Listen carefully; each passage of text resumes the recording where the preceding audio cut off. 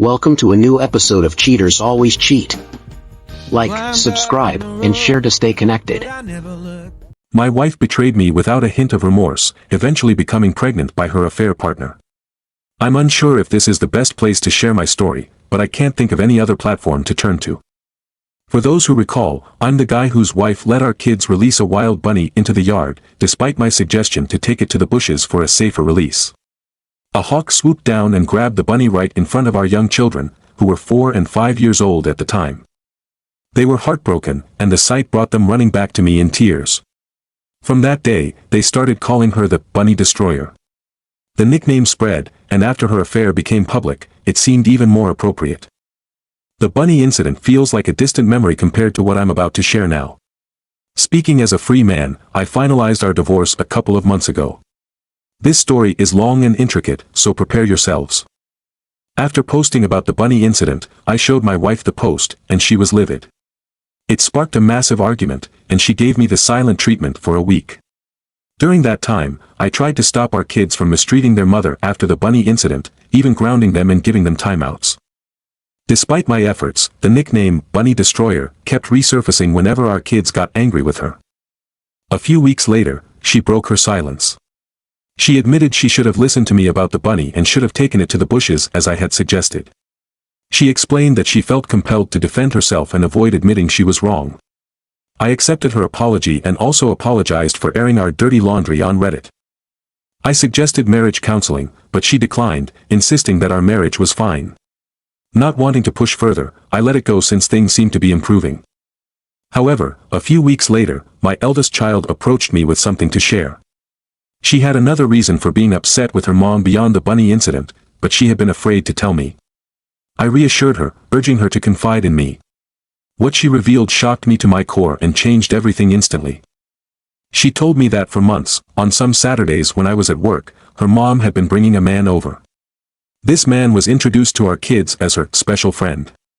My wife convinced the kids to keep quiet about it, using various forms of persuasion. But my eldest sensed something was deeply wrong and bravely decided to tell me. Children are incredibly perceptive and quickly pick up on things, a reality that shouldn't be underestimated. I had noticed a shift in my wife's behavior recently, but I hadn't realized the full extent of it. She had become increasingly irritable, especially towards our children. I attempted to address this with her by showing her my initial post, but she exploded at me, criticizing everything she could think of. She attacked my appearance, my personality, my habits, and even my family. She even dredged up my past smoking habit, which I had quit over a decade ago. Her anger escalated to the point where she locked me out of our bedroom and cried loudly throughout the house. When my oldest child came to me, I started to piece everything together. I came to the realization that she was likely having an affair. Her erratic behavior reminded me of the mood swings she experienced during her pregnancies with our children. However, this time, it seemed even worse. Based on my research online, discussions with friends, and talks with a counselor, it appeared that her moodiness might be due to hormonal changes and projecting guilt from her infidelity. While I am not an expert in psychology, this theory made sense to me. I desperately hoped it was all a misunderstanding. Nonetheless, I quickly decided to order and set up a few hidden cameras without anyone at home knowing. To maintain secrecy, I had the cameras delivered to my workplace. I installed them on a day when my wife was out with her friends for a girls' night. Setting up and connecting the cameras to the Wi-Fi was surprisingly easy, and within a few hours, I could monitor every part of the house from my home PC, laptop, and work computer. Initially, I worried that I might be going too far. However, I reasoned that if I turned out to be wrong, I could simply take down the cameras and no one would ever know. Unfortunately, my worst fears were confirmed within the first week as I gathered substantial evidence. The man my wife was having an affair with turned out to be her former coworker. I recalled him vividly, they always seemed close whenever I encountered him at various events. Several years ago, my wife quit her job to become a full-time mother after becoming pregnant with our first child. This decision was mutual and agreed upon by both of us at the time. She continued to stay in touch with her former colleagues, who were also her closest friends back then. However, things have changed drastically. What I am about to reveal has led to her being strongly disliked by everyone. Firstly, her affair partner is about 10 years younger than she is. She had mentored him at her previous job to take over her position when she left, and they continued to maintain a close connection, a very close connection. Despite both my wife and I being over 40, you wouldn't guess it from looking at her. She is exceptionally attractive and is often mistaken for someone in her 20s. It seems she took advantage of this perception. Eventually, I confided in my sister about the situation and showed her the footage from the hidden cameras. She had actually suspected something was wrong for a while. She mentioned seeing my wife at a local bar, acting a bit too familiar with a man who was not me. They never kissed or engaged in any explicit behavior while she was watching. However, there was a significant amount of touching, particularly on the shoulders and lower back. Since she wasn't completely sure of her suspicions, she didn't mention anything earlier. I decided to obtain a GPS tracker. After setting it up, I discreetly placed it in the trunk of my wife's car.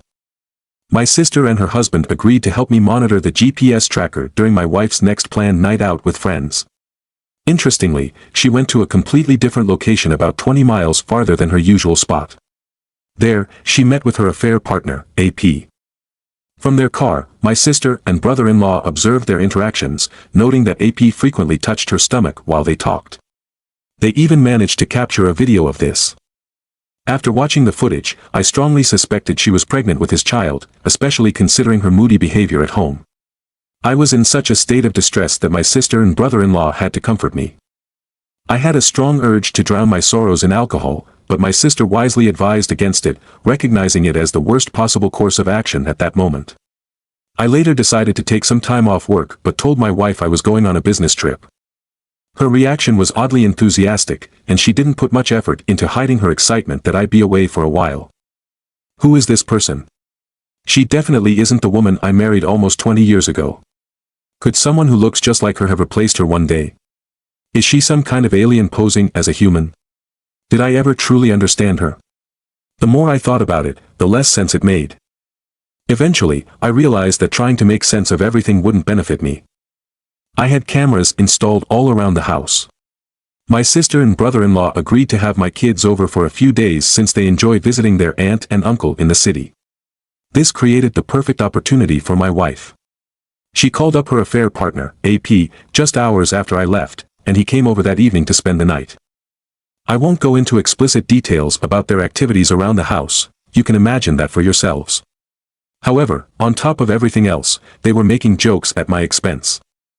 They openly discussed their future child and deliberated on what steps to take before her pregnancy became obvious. She was already more than 3 months along by that point, so it was clear that passing it off as mine wouldn't be possible. AP comes from a different racial background than me, so it would be pretty obvious right from birth that the baby wouldn't be mine. My wife didn't take AP's concerns seriously and told him they had plenty of time to work things out. Then, shamelessly, she admitted this wasn't her first affair. She confessed to sleeping with another man when she was 29. She told AP that she was fed up with having to play the role of a good housewife and being with a dull man like me who made her feel old. She even mentioned that if I weren't financially stable, she would have left me long ago. Surprisingly, even her affair partner questioned her about our kids and her plan for them. Her exact response was, "He can have them." She didn't want to be around our kids anymore because she believed they preferred me. Besides, she was about to have her do-over baby anyway. I was almost tempted to throw my laptop on the floor in my motel room because of the disgust I felt. However, I managed to control myself. I had a few beers from a six-pack, grabbed dinner at a diner, watched a movie, and then spent a good part of the night in bed thinking before finally falling asleep. I thought I knew my wife inside out. I loved her and was willing to give her everything. But in the end, some individuals are simply malicious. You can't truly understand who they are until they show their true colors. At that moment, I decided to take her down in our divorce proceedings. Normally, I'm a kind and composed person, but if pushed to my limit, I can become your worst nightmare. The next day, I went to a law firm that specializes in divorce cases and specifically asked for their most aggressive lawyer. I live in a state where fault matters in divorce cases, so once I had video evidence of my wife's affair, her situation was dire. At first, the lawyer was cautious about my quick decision to hire him, but when I explained my situation and showed him the video footage, he grinned wickedly, and we sealed the deal with a handshake. He assured me he'd start working on it immediately since this was the kind of case divorce lawyers thrive on. A few weeks later, my wife was officially served with divorce papers. It happened on a day when I was working from home and the kids were at school, our eldest was in kindergarten, and the youngest was in preschool. The local sheriff handed the papers directly to my wife, and all of this was captured on the cameras I had installed. The footage showed her opening the envelope, her expression shifting to fear as she read the contents, and then completely losing her composure. She stormed into my office, unleashing her fury, but I remained calm and composed. By then, I had mentally checked out of our marriage completely. While my wife wanted to argue, I simply informed her that my decision was final and that I wanted her out of my house. As the sole contributor to the mortgage payments, I felt justified. She screamed at me, claiming that I couldn't go through with this. She even threatened to fabricate stories about me abusing her and to get me fired from my job if I took her to court. I calmly responded, telling her to fabricate whatever lies she wanted, but it wouldn't help her case. It wasn't as if she wasn't already planning to deceive me, given that she was carrying her affair partner's child. When I mentioned this, she was shocked and demanded to know how much I knew. I simply stated that I knew enough and reiterated my desire for her to leave. She resisted, asserting that the house was as much hers as it was mine, and then retreated to the bedroom, locking herself inside. From the bedroom cameras, I could see her having an emotional breakdown. She eventually dialed the police on her phone. Despite appearing to be in a state of panic, I noticed a significant smile on her face as she made the call. She was quite the actress. I might have believed her performance over the phone if I hadn't already been aware of her propensity for lying. I waited for the police with the front door wide open and directed them to enter upon their arrival. Initially, they seemed prepared for a confrontational situation. However, the house was in order, and there were no signs of any altercation. Suddenly, my wife emerged from the bedroom, clutching the vest of one of the officers and tearfully labeling me as a maniac. I requested another officer to allow me to present evidence of the actual situation, and he agreed.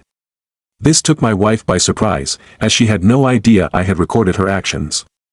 Using a laptop, I showed the officer footage from the cameras, revealing my wife stating her intention to fabricate damaging stories about me.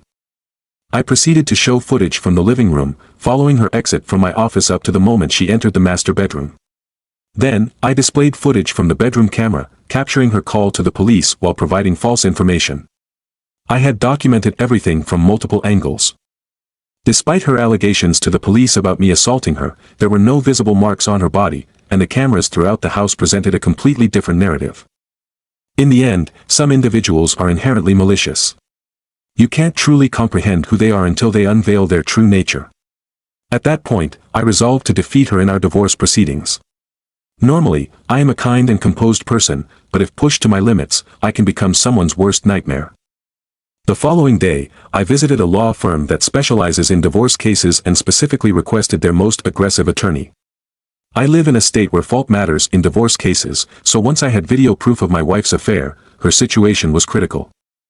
Initially, the lawyer was cautious about my quick decision to hire him, but once I explained my situation and showed him the video footage, he grinned wickedly, and we finalized the agreement with a handshake. He assured me he would start working on it immediately, as this was the kind of case divorce lawyers excel in. A few weeks later, my wife was officially served with divorce papers. It happened on a day when I was working from home and the kids were at school, our eldest in kindergarten and the youngest in preschool. The local sheriff personally handed the papers to my wife, and all of this was captured on the cameras I had installed. The footage showed her opening the envelope, her expression shifting to fear as she read the contents, and then completely losing her composure. She stormed into my office, unleashing her fury, but I remained calm and composed. By then, I had mentally checked out of our marriage completely. While my wife wanted to argue, I simply informed her that my decision was final and that I wanted her out of my house. As the sole contributor to the mortgage payments, I felt justified. She screamed at me, claiming that I couldn't proceed with this. She even threatened to fabricate stories about me abusing her and to get me fired from my job if I took her to court. I calmly responded, telling her to fabricate whatever lies she wanted, but it wouldn't help her case. It wasn't as if she wasn't already planning to deceive me, given that she was carrying her affair partner's child. When I mentioned this, she was shocked and demanded to know how much I knew. I simply stated that I knew enough and reiterated my desire for her to leave. She resisted, asserting that the house was as much hers as it was mine, and then retreated to the bedroom, locking herself inside. From the bedroom cameras, I could see her having an emotional breakdown. She eventually dialed the police on her phone. Despite appearing to be in a state of panic, I noticed a significant smile on her face as she made the call. She was quite the actress. I might have believed her performance over the phone if I hadn't already been aware of her tendency to lie. I waited for the police with the front door wide open and directed them to enter upon their arrival. Initially, they seemed prepared for a confrontational situation. However, the house was in order, and there were no signs of any altercation. Suddenly, my wife emerged from the bedroom, clutching the vest of one of the officers and tearfully labeling me as a maniac. I requested another officer to allow me to present evidence of the actual situation, and he agreed. This took my wife by surprise, as she had no idea I had recorded her actions. Using a laptop, I showed the officer footage from the cameras, revealing my wife stating her intention to fabricate damaging stories about me. I proceeded to show footage from the living room, following her exit from my office up to the moment she entered the master bedroom. Then, I displayed footage from the bedroom camera, capturing her call to the police while providing false information. I had documented everything from multiple angles. Despite her allegations to the police about me assaulting her, there were no visible marks on her body, and the cameras throughout the house presented a completely different narrative.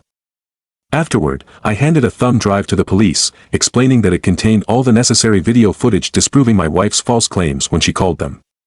Despite the overwhelming evidence against her, my wife remained adamant in her lies, insisting that I was the one at fault. She even tried to argue that the recordings were illegal and should not be admissible as evidence. I clarified to the authorities that the footage was legally obtained since it was captured by security cameras within my own home, not in a public area. My wife, still trying to manipulate the situation, turned to the police and urged them to take action against me. However, the police saw through her deceit and took action against her instead. She was placed in handcuffs, and her reaction was a tearful outburst, reminiscent of a child throwing a tantrum. I could only sit there, shaking my head in disbelief, wondering how the woman I once loved could have become this person. I had always believed she was exceptional, intelligent, and charming, but it turns out I was gravely mistaken. As the police escorted her away, she shouted that they couldn't treat her this way, but she didn't resist much, probably understanding that fighting back would only add charges of resisting arrest to her list of troubles. Following her arrest, I took immediate steps to protect myself financially. I closed all her credit cards that were under my name and stopped any further contributions to our joint bank account. This meant she had to rely entirely on her own funds to secure her release from jail. It was a necessary step to ensure that I wasn't financially responsible for her actions any longer. It was a harsh realization, but it marked the beginning of my journey toward rebuilding my life without her. Over the years, while she was still working, my wife managed to save a substantial amount of money, even though the mortgage was solely in my name. Therefore, financial difficulties were not an issue for her. After she was released from jail, she returned to collect her car. I had taken the initiative to pack some of her suitcases with clothes and personal belongings, leaving the car key on the seat so she couldn't re-enter the house. A day later, my wife's parents came to speak with me. Initially, they had only heard her side of the story, which was consistent with what she had told the police. Her father, despite his age, was quite strong and imposing, and he seemed ready to confront me. However, when I asked if he was aware of her affair or pregnancy, he seemed surprised and allowed me to explain. I retrieved my laptop once again to show my in-laws the recorded evidence. Upon discovering the truth, they were appalled and expressed disbelief that this was their daughter. They apologized and mentioned that they would stay in touch to support me and my kids. They then called my wife on speakerphone right in front of me and directly challenged her lies. At first, she tried to maintain her story, but when they revealed that they were with me and had seen the recordings, her demeanor changed. They were fully informed and insisted she immediately leave their house. She attempted to backtrack, but my in-laws firmly stated that they hadn't raised her to be a selfish adulterer who would try to falsely accuse her own husband. They disowned her over the phone right then and there, making it clear that she was no longer their daughter. After they hung up, my wife's parents disregarded her subsequent attempts to call back. When they returned home, they discovered that she had left, and she had caused damage to several things in their house, which greatly upset my mother-in-law. Despite this, I still consider my ex's parents to be my in-laws as they continue to visit their grandchildren occasionally.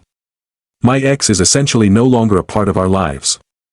At a later time, she returned with her affair partner, AP, to gather her belongings.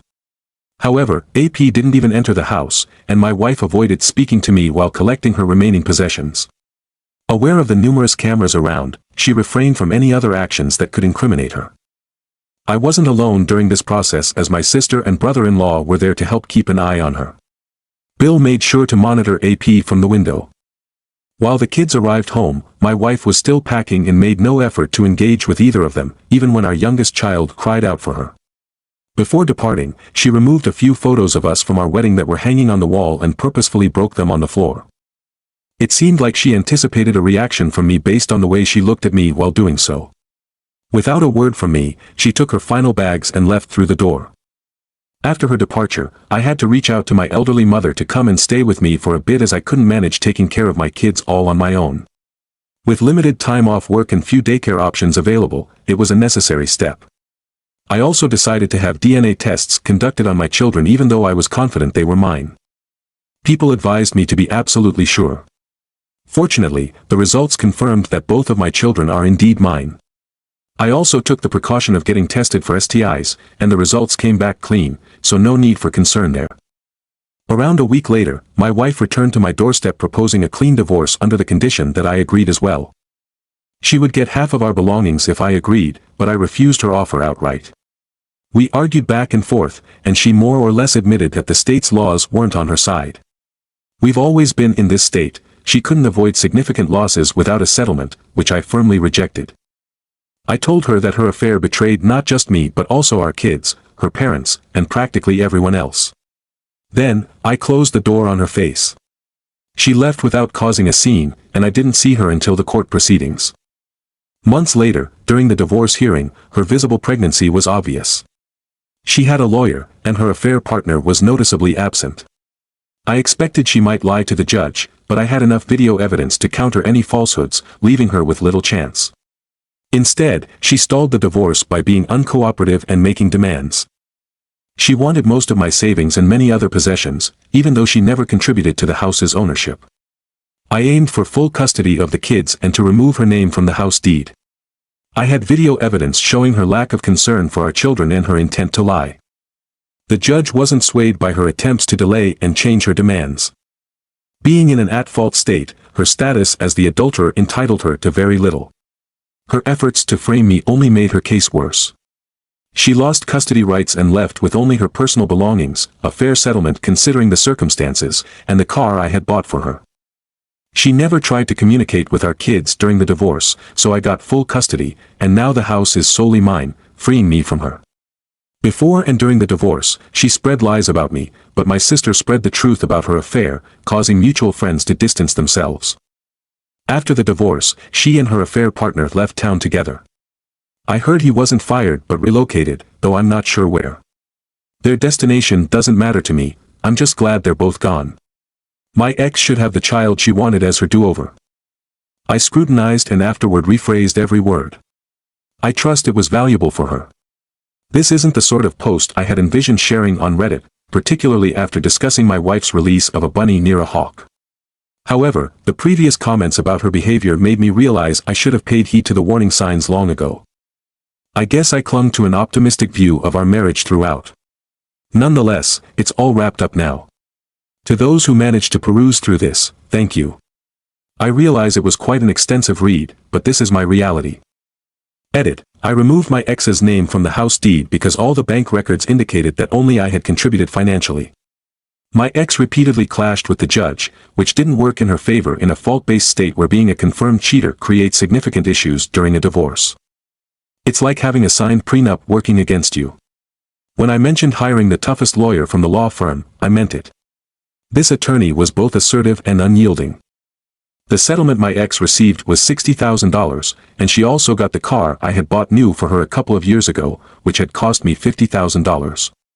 The car was fully paid for, and I transferred the title to her. Despite being offered partial custody of our children, my ex ultimately relinquished any custody rights willingly. After the video of her stating that she no longer cared about our children surfaced, she didn't pursue custody and willingly gave up all rights to our kids once she realized she couldn't get her way.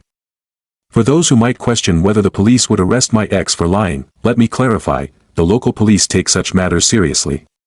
My ex, with a sociopathic grin, even attempted to falsely accuse me of domestic abuse.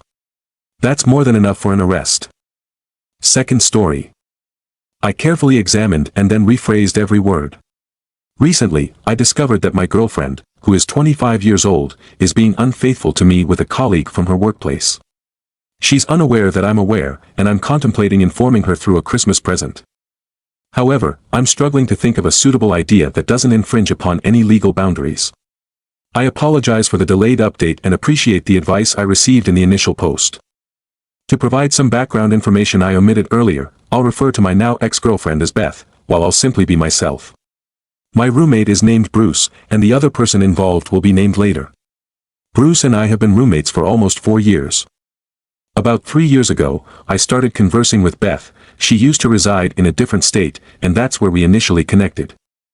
After a year of communication, we decided she should relocate to my state for better opportunities and quality of life. She made the move, secured a job, and began making friends. Around the end of last year, Bruce and I needed to find a new place to live since our lease was expiring. Beth and I started looking for our own place, and we found an almost perfect apartment. This is where the situation starts to take a negative turn. A few days around Thanksgiving, I noticed that she was constantly texting throughout the day. While this isn't unusual due to her group chats with friends both here and back home, what caught my attention was her texting beside me at 1:30 in the morning to a number not saved in her phone. I inquired about it, and she mentioned her friends and someone named Mike. Curious about Mike, as he wasn't among her usual circle, she said she works with him. Skipping ahead a bit, there came a day when I needed to wake up early to open my store. While swapping phone chargers, I noticed her phone's backlight activate, revealing a message from that unsaved number, "Hey beautiful, I just got home." Naturally, this piqued my interest. The next day, with her working early and me off, I stayed up and drank while she retired early, around 3 a.m. Driven by alcohol-fueled curiosity, I couldn't resist any longer. I took her phone to the bathroom. It turned out she had been deceptive for a couple of weeks, discussing hanging out and cuddling. She even expressed feeling stronger chemistry with him than with anyone else. This revelation caught me off guard and deeply hurt me. After waiting a couple more days, I examined her phone again. This time, Beth was speaking negatively about my roommate, Bruce. She was arranging to go to Zoo Lights for a date with Mike and his friends. In her messages, she mentioned how she could have left earlier in the year but didn't want to disrupt the lease for me. She was enduring being with me for a few more months and essentially setting things up for this guy to wait.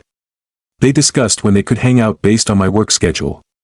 We were still in the process of planning to move to that new place. We had signed the lease, paid the deposit, and were waiting to take control of the property. The morning after reading her messages, I went to the apartments we were planning to move into and asked them to cancel our contract. Since we hadn't actually moved in yet, they could cancel it and keep the holding fees we had paid. Both of us needed to confirm the cancellation. They had to call her to ask if she was on board with canceling. Here's where I faced a dilemma: how can I cancel this without letting her know I'm aware of her affair? So, I fibbed. I called her and said I found a place that was 3 for the price, closer to my job, and would save us a lot of money in the coming months. She believed it was a wise decision, and I persuaded her to annul the recent lease agreement. When they contacted her, I had to delay as my employer hosts a fantastic Christmas celebration annually, and he had already arranged for her to accompany me. The party was set for Sunday, and I nearly jeopardized matters by being impatient on Saturday prior. That evening, she went out with her friends, which I didn't mind, but then she purposefully ignored me the entire night. She was aware this would provoke me, which seemed to be her intention. Instead of confronting her immediately, I went to Mike's residence, his address being in the messages they exchanged, and deposited the personalized book I crafted for her last Christmas into his mailbox. Following that, I went to work and slept on the office floor. Bruce messaged me at 4 a.m., informing me of her recent return home. My plan was for him to discover the book when he checked the mail on Monday, but it failed. Presumably, a neighbor witnessed me placing it in the mailbox and alerted him. Who checks the mail on a Sunday, right? However, on Sunday morning, Beth texted me, inquiring why I visited Mike's and entrusted him with her book. At this juncture, I realized she was cognizant of everything. I queried why she assumed I would commit such an act. Her response essentially amounted to, "What are you going to do about it?" I advised her to endure the night, enjoy the party, and we could address everything the following day. We had an enjoyable time at the party, then proceeded to a comedy show and dined at an elegant restaurant. Everything proceeded smoothly, as my colleagues were apprised of the situation but conducted themselves appropriately. She sensed something was awry and confided in a friend, expressing apprehension that others might be aware and forming judgments about her. Indeed, they were cognizant and forming opinions about her. I found out because she forgot to log out of Facebook on our shared computer. When she went to bed early because of her early work schedule, I put my plan into action. I slept on the recliner. When she left for work in the morning, I went to get the U-Haul I had arranged for our move. I packed my bigger stuff and took it to a storage place. When she came back and saw what I'd done, she took her cat and went to a friend's house. She said she'd come back in a few days to get her things. The weekend before Christmas, she planned to come on Sunday while I was at work to get the rest of her stuff. I asked her to stay because we needed to talk and sort things out. So on Sunday, she was at the house doing laundry and waiting for me to finish work. When I got home, I helped her fold laundry and chatted, asking about her cat's time at her friend's house. After we finished the laundry, we went to the living room, where I set up my PlayStation to play games during my last days in the house. While sorting out wires, I told her I was glad she had a place to go and would be taken care of. She said she felt the same for me. I laughed at her words and explained that because of this situation, I was essentially homeless. Curious, she asked about the other apartment. I confessed I had lied about it, admitting it was made up to convince her to cancel the lease we were about to sign. After a brief silence, she went to the bedroom and started crying. I waited until I heard the dryer finish. When her last load of laundry was done, I got it, helped her fold the clothes, and packed them in boxes, making sure she had everything she needed. Before she left, she checked her things again. As she walked out, I told her to drive safely and closed the door behind her. Next part of my plan involved the scrapbook she made for me, filled with our photos and concert tickets. Originally, I was going to give it to Mikey on Christmas with a note saying, "If she cheats on me, she'll cheat on you." But then I had a change of heart. Just before she drove away, I hurried out with the scrapbook I'd hidden and knocked on her car window. She rolled it down, and I put the scrapbook on her seat. She said it was for me, but I told her I was planning to give it to Mikey. I realized those were her memories, so she should keep them. Then I went back inside. During the last week of December, I focused on work and moved my remaining stuff to storage and cleaned the apartment before the lease ended. Now, I'm crashing on a friend's couch, but I've got an apartment in my friend's complex lined up. The landlord said I could move in within 2 weeks. My relationship with Beth is over. Although I still care about her, I can't trust her. She lied to me for about a month, and she only felt sorry when she got caught. I'm moving forward. I plan to take time for myself, get back into shape, and find hope again. This experience really tested my patience, but I found a reserve of patience within myself that I didn't know I had. Don't forget to subscribe, like, and click on the little bell icon for notifications of new stories.